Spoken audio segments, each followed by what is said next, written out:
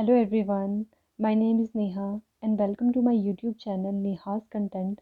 आज हम इस वीडियो में शिमला डिस्ट्रिक्ट के बारे में डिस्कस करेंगे और इस वीडियो में ये topic Himachal Pradesh competitive view से बहुत ज़्यादा इम्पोर्टेंट टॉपिक है।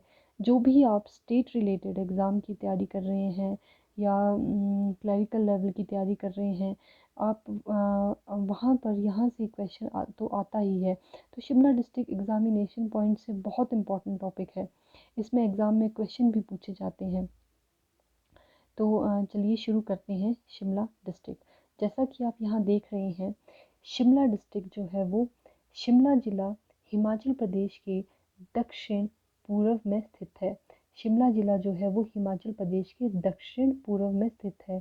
आपके पास ये क्वेश्चन भी आ सकता है कि शिमला ज़िला हिमाचल प्रदेश में कहाँ स्थित है, तो दक्षिण पूर्व में स्थित है।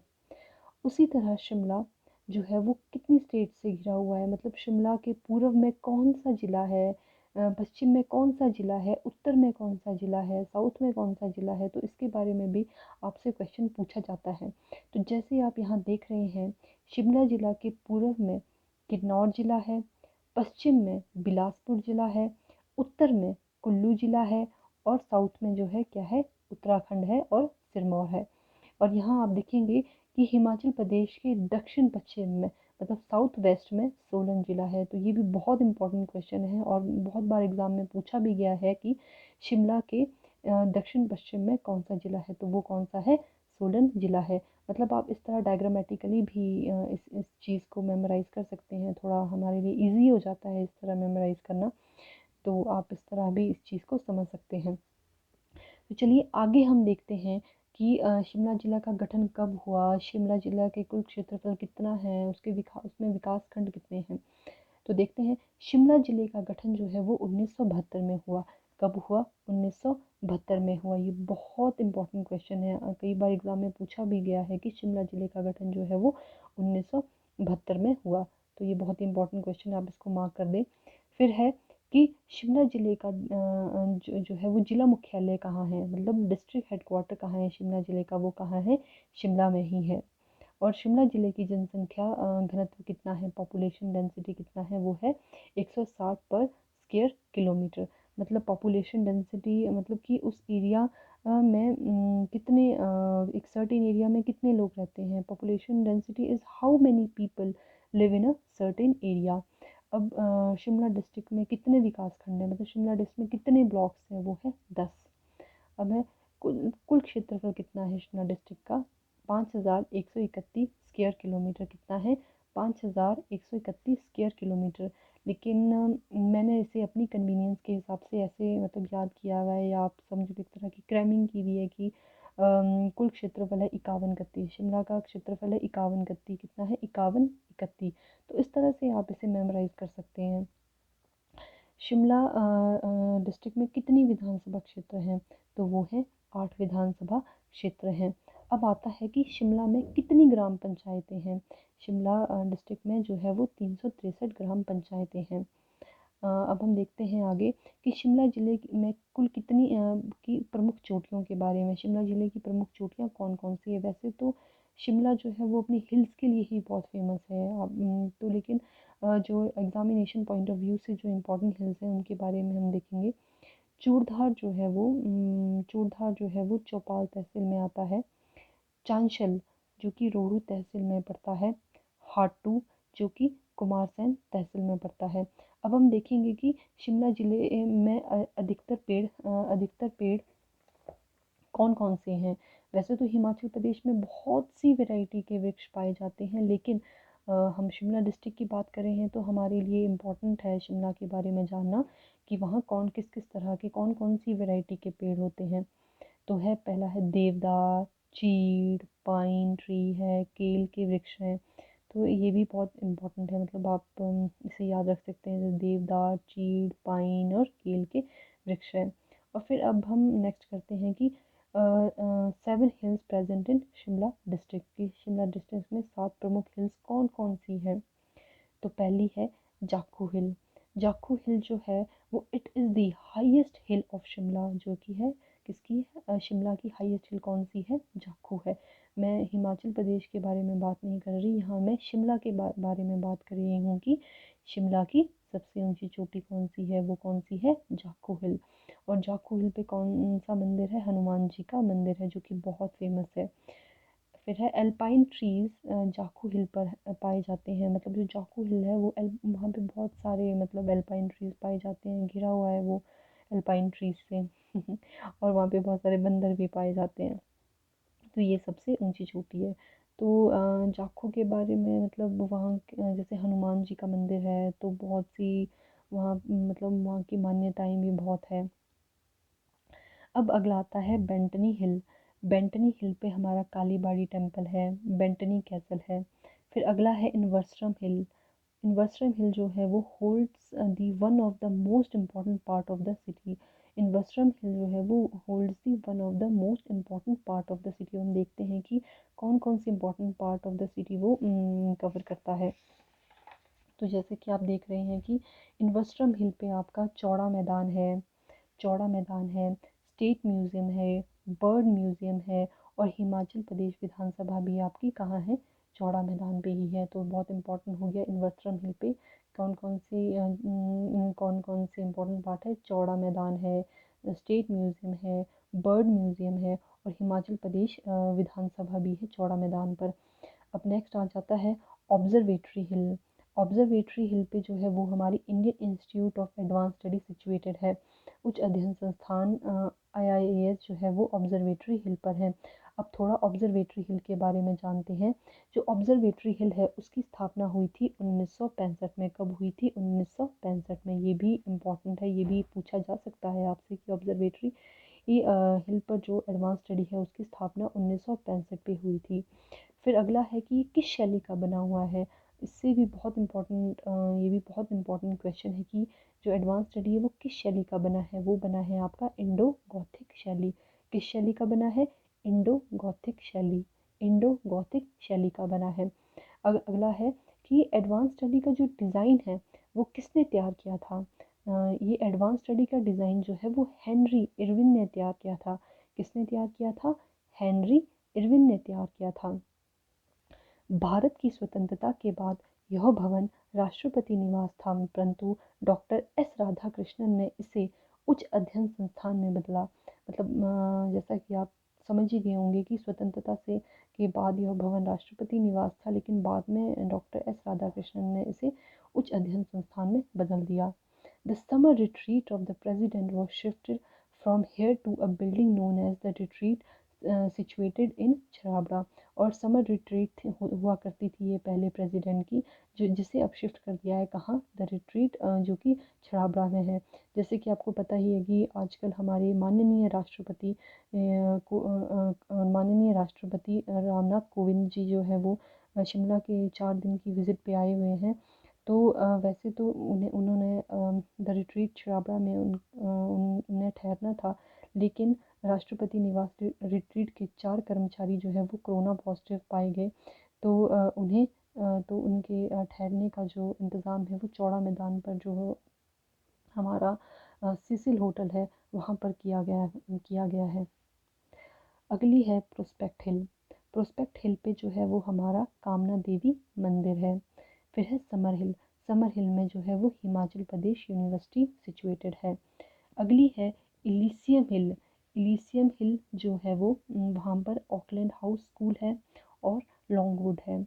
अब हम देखेंगे कि शिमला ज़िले में कौन कौन सी भाषाएं बोली जाती हैं। शिमला ज़िले में कोइंथली, कोची, महासुई और हिंदी भाषाएं बोली जाती है। कौन कौन सी, कोइंथली, कोची, महासुई और हिंदी भाषाएं बोली जाती हैं। अगला है कि शिमला ज़िले की प्रमुख नदियाँ कौन कौन सी हैं। अब हम देखेंगे कि शिमला ज़िले में कौन कौन सी जो है वो प्रमुख नदियाँ हैं। वो है सतलुज, गिरी, पब्बर। मतलब शिमला ज़िले से इनका प्रवाह है, सतलुज नदी का, गिरी का और पब्बर नदी का। और शिमला ज़िले की प्रमुख झीलें कौन सी हैं। शिमला ज़िले की प्रमुख झीलें हैं चंद्रनाहन, तानू जुब्बड़, घटकोफर। कौन कौन सी है, चंद्रनाहन, तानू जुब्बड़ और घटकोफर। और शिमला ज़िले के प्रमुख झरने कौन से हैं, एक है ज्यूरी, एक है चैडविक। जो ज्यूरी है वो शिमला के रामपुर बुशहर में आता है, और यह गर्म पानी का चश्मा है। अब मैक्सिमम ऐसे ही क्वेश्चन पूछे जाते हैं कि ज्यूरी जो है वो गर्म पानी का चश्मा है या आपके ठंडे पानी का चश्मा है, तो ज्यूरी कौन सा है, वो गर्म पानी का चश्मा है जो कि शिमला डिस्ट्रिक्ट में पाया जाता है। फिर है चैडविक फॉल।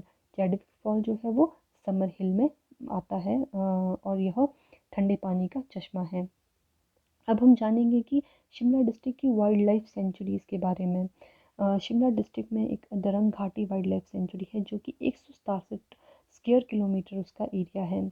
फिर है तालरा जिसका एरिया 40 स्क्वायर किलोमीटर है। कौन कौन सी है? दरंग घाटी और तालरा। दरंग घाटी और तालरा शिमला डिस्ट्रिक्ट में ये आती हैं।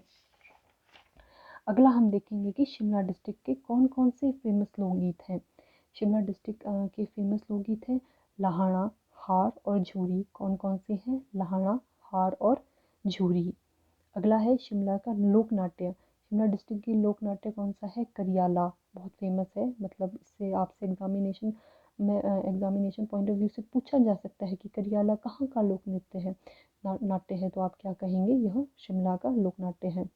फिर है लोक नृत्य। लोक नृत्य जो है वो माला, बूरा और ढोडा जो है वो शिमला डिस्ट्रिक्ट का लोक नृत्य है।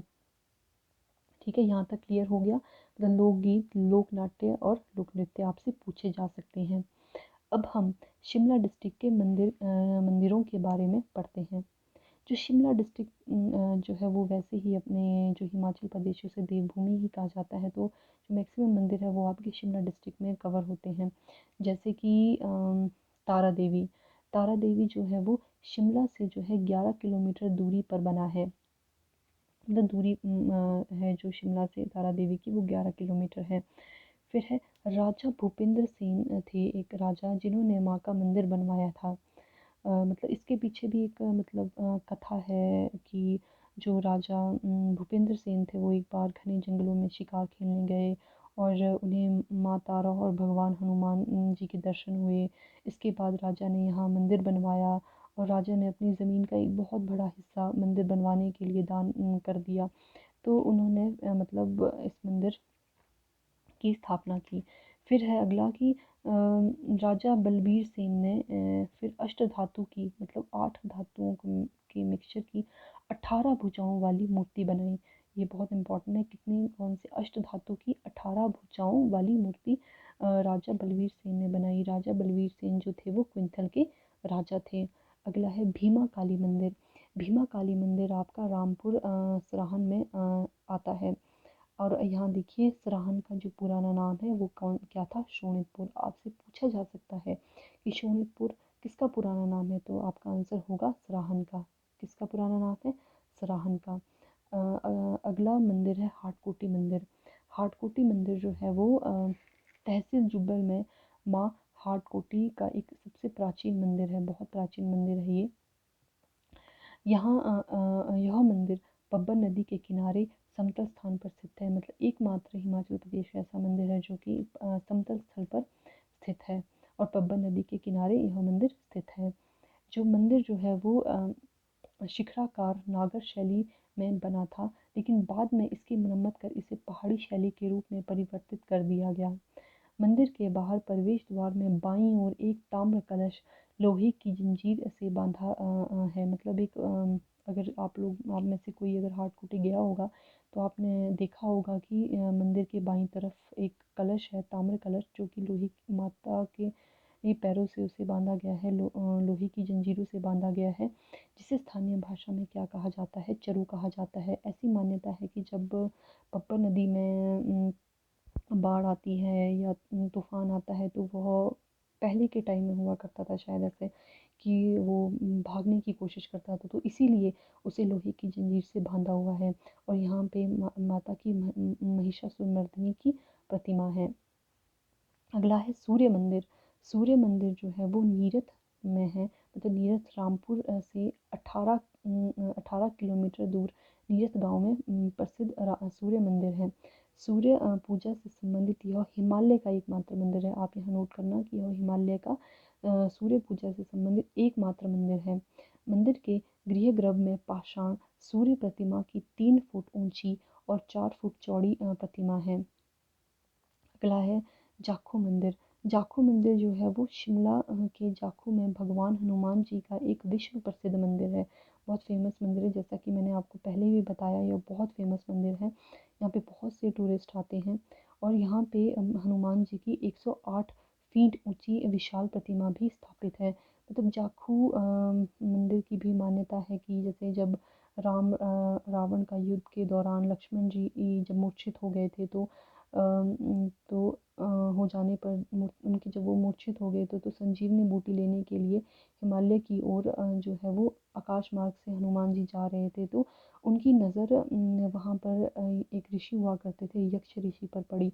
तो हनुमान जी जब वहाँ पे विश्राम करने रुके और जड़ी बूटी का परिचय प्राप्त करने के लिए रुके थे, तो जाखू पर्वत के जिस स्थान पर उन्होंने मतलब उन्होंने अपने कदम रखे थे, तो वहाँ पर आज भी उनकी जो चरणों की जो छाप है उसे संगमरमर से बनवा दिया गया है। तो मतलब इस मंदिर की भी बहुत मान्यता है। फिर अगला मंदिर है काली बाड़ी मंदिर। काली बाड़ी मंदिर जो है उससे पहले श्यामला देवी के नाम से जाना जाता था और शिमला का नाम भी श्यामला देवी के नाम पर ही रखा गया, मतलब श्यामला से वो शिमला हो गया। अब हम जानेंगे कि शिमला के प्रसिद्ध मेले कौन कौन से हैं जो शिमला डिस्ट्रिक्ट में लगते हैं। एक हो गया भैंसों का मेला, बहुत फेमस है ये भी। या यह मशोबरा में लगता है। फाग मेला जो कि रामपुर में लगता है, यह एक जिला स्तरीय मेला है। फिर आता है आपका सिप्पी मेला। सिप्पी मेला भी मशोबरा में लगता है। फिर आता है पत्थर का खेल जो कि हलोग धामनी में लगता है यह। फिर है लवी मेला जो कि रामपुर में लगता है और एक अंतर्राष्ट्रीय स्तर का मेला है। और इसे किसने शुरू किया था? इसे राजा केहरी सिंह ने शुरू किया था। बहुत इंपॉर्टेंट है, ये बहुत बार पूछा जाता है कि रामपुर का लवी मेला किस राजा ने शुरू किया था, तो वो क्या है, केहरी सिंह ने शुरू किया था और यह सबसे पुराना मेला है। अब हम जानेंगे शिमला डिस्ट्रिक्ट की विद्युत परियोजनाओं के बारे में। शिमला डिस्ट्रिक्ट में एक आंध्रा परियोजना है जिसकी क्षमता जो है वो 16.95 मेगावाट है और यह 3 चरणों में है। मतलब हर एक की मतलब 5 पॉइंट कुछ इसकी क्षमता है, तो वो मिला के 16.95 मेगावाट बनती है और यह आंध्रा नदी पर है और आंध्रा नदी जो है वो आपकी पब्बर की सहायक नदी है। अगला है धमवाड़ी सुंधा परियोजना जिसकी क्षमता 70 मेगावाट है जो कि पब्बर नदी पर है। फिर है रामपुर परियोजना जो कि 412 मेगावाट है और सतलुज नदी पर है। और फिर है धानवी परियोजना जो कि 22.5 मेगावाट है और धानवी खड्ड पर है और यह सतलुज की सहायक नदी है। अब हम जानेंगे कि शिमला में शिमला के ज्यूरी में एक क्या है, भेड़ प्रजनन केंद्र है और कमलाही में शिमला में मुर्गी पालन केंद्र है। फिर है शिमला कुफरी में आलू अनुसंधान केंद्र है जो कि 1956 में पटना से शिमला लाया गया था। मतलब पहले यह कहाँ था? पटना में था, लेकिन 1956 में इसे शिमला स्थानांतरित कर दिया गया था। CPRI मतलब ये आलू अनुसंधान केंद्र है। आपसे इसकी फुल फॉर्म पूछी जा सकती है। CPRI की सेंट्रल पोटैटो रिसर्च इंस्टीट्यूट क्या है? Central potato research institute. I think आपको ये वीडियो अच्छी लगी होगी। अगर आपको ये वीडियो अच्छी लगी होगी तो please like share and subscribe to my YouTube channel. Thank you so much.